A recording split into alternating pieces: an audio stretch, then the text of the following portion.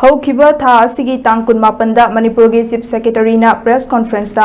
phongdokhiba wapham sing adubu Delhi Maitai Coordinating Committee na akanba maongda yaningdaba phongdoklakpaga loina na wapham adu miyambulana lamjingnaba honabani haina phongdoklakle lup asina thadorokpa cherol amana hai miyamna numit 10 ni hena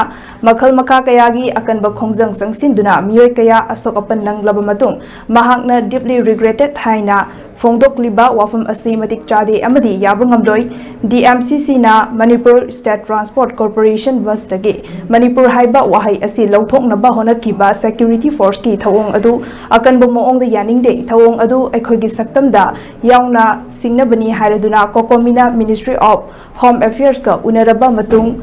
kuntareta kokomi ga unaki amadi kokomina changsiliba khongjang asida mapung fana support tawi hairaduna kokomina changsiliba civil disobedience movement asi governor na miyam da lale haibaga loinana security advisor director general of police amadi chief secretary gi from thadok tribal fawba khongjang haloidabani hairi anti terror moi se sungai yadabani haidana moina tawkibado adumaina same adugiri modo akhoi su pami akhoi Manipur ki prajana su adugumba kukina akhoi da kuki terrorist na akhoi maitai gi dama maitai gi akhoi yehomi singsida akhoi da tawibe attack se sumaina akhoi su protect of you Jammu and Kashmir da protect of you maina akhoi su protect of you maram da akhoi su India ki citizen amani aduna akhoi handati moina government officials singsida koida hazapi ha to roshi kokomi da koina haizani bana haisu haida khibni du nimita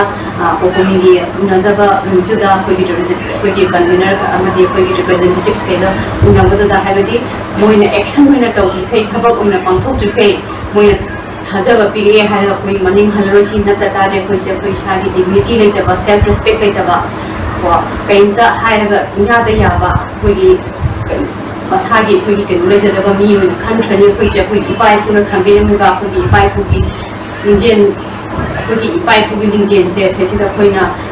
amuga kan ta shan da cha mana ne na koi amato ne de witness se handati